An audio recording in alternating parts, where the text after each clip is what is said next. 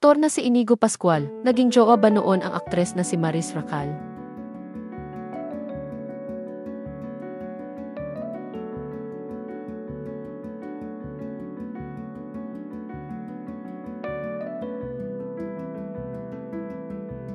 Naging bisita ang aktor na si Inigo Pascual sa programang Fast Talk with Boy Abunda nitong Miyerkules, April 23, 2025.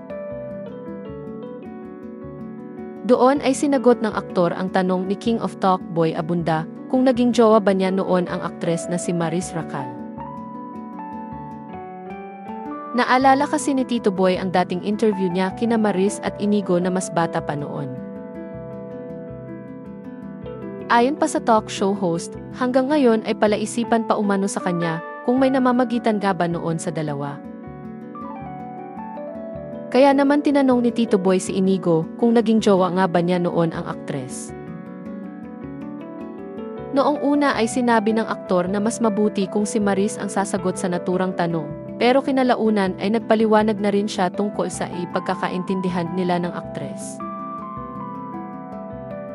Anya, mayroon kaming pagkakaintindihan ni Maris noon na sa amin lamang.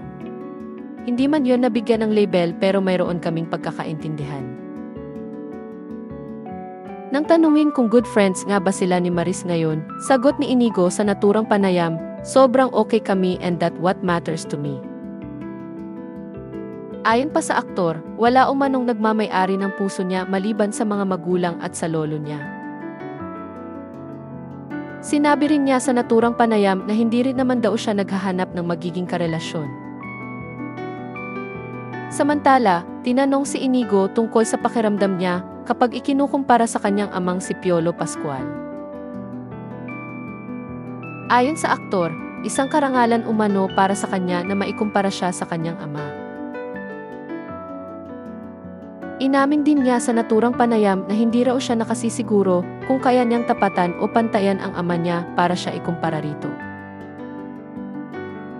Pagdating naman sa kagwapuhan, tanggap daw ni Inigo na mas gwapo raw sa kanya ang kanyang ama. Anya, sa mga kaibigan ko, mas ipinagmamalaki ko pa si Papa na parang, ito yung tatay ko. Can you believe it?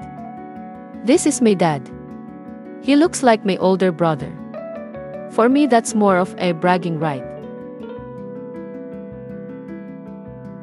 Mapapanood si Inigo Pascual sa pelikulang Fatherland, kasama sina Richard Yap, Kizel Kinoochi, Alan Dizon, at marami pang iba.